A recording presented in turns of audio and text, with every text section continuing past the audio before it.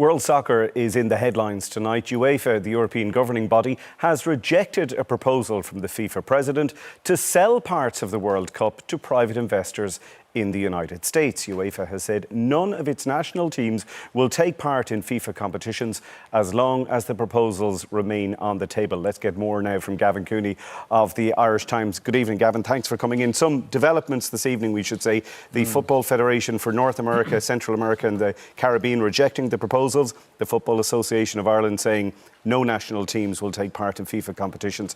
Just what's annoying them so much? What is Infantino suggesting? Infantino is suggesting taking the World Cup and all of FIFA's other competitions and transferring them to a new corporate entity and then selling off 20% of that corporate entity to private equity. So, therefore he is selling off a stake in the World Cup and the rest of FIFA's competitions to private investors. Just how big a setback is the UEFA move today and tonight, those developments within the past hour or so in the United States? The UEFA decision effectively cripples Infantino's plan.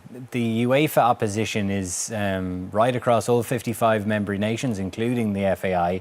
And it's more than just a condemnation, it's a boycott. They are boycotting all FIFA competitions until FIFA withdraw these plans and commit to binding agreements and never to resurrect these plans again. This marks an eruption in a simmering argument between UEFA and FIFA and marks an extraordinary rupture in global football, where we have now Infantino at the head of FIFA has managed to lose the dressing room to such an extent that European nations, were the World Cup to be held tomorrow, would not actually compete at it. Some of them saying they learnt about this. These are people who are part of the structure. They learnt about it in media reports. Those people include the head of the German FA, who sits on the FIFA Council on the FIFA board. It all emerged thanks to a report in the London Times on Tuesday, after which FIFA rushed out a press release and sent letters to the presidents of all 211 member associations. And I think UEFA and CONCACAF have tonight summed up not only anger at the content of the proposals, but also content at how